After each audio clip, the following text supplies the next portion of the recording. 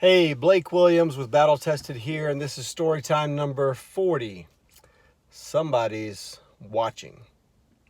This past weekend, my son was in a baseball tournament, 13U, and during the first game that we played in the tournament, we had our head coach get kicked out because he was arguing a decision made by the umpire. Our coach was wrong, but yet he just couldn't let it go, said some things he shouldn't have said, and got kicked out of the game. Shortly thereafter, the parents, a couple of dads had stepped up in the dugout to help fill in for this absent coach. And one of the parents in the stands, again on our team, did not like the decisions those dads were making. And he gets into a heated argument with one of those dads from behind the dugout and winds up challenging this dad to come out of the dugout and, settle it with their fists. Thankfully, calmer heads prevailed. That didn't happen. But both really poor examples to set for 13U baseball players. And it just reminded me, because I've certainly messed up and have set some bad examples before in my life. But it just reminded me that there's always somebody watching.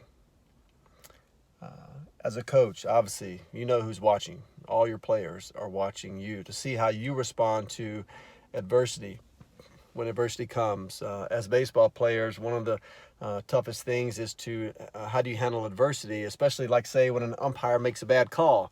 Well, if you got a coach who's responding this way when the umpire makes a bad call, how do you expect the kids might learn how to react? If you're a parent, you know your kids are certainly watching you and their friends are watching you. And obviously in this situation at the game, everybody on the field for both teams was watching you. Again, not setting a great example. What are you teaching them? How are you teaching them to handle conflict when conflict arises? Fist is not the way to do it. So I was disappointed.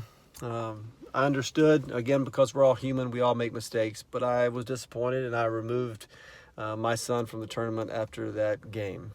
I want to make sure that my son's in a safe place. People are watching. People are learning, especially these young people. They're so impressionable. We want to make sure we're teaching them the right way. So we coaches, we adults, we've got to try to get it right most of the time. Will we? Hopefully. Will we get it wrong sometimes? Absolutely.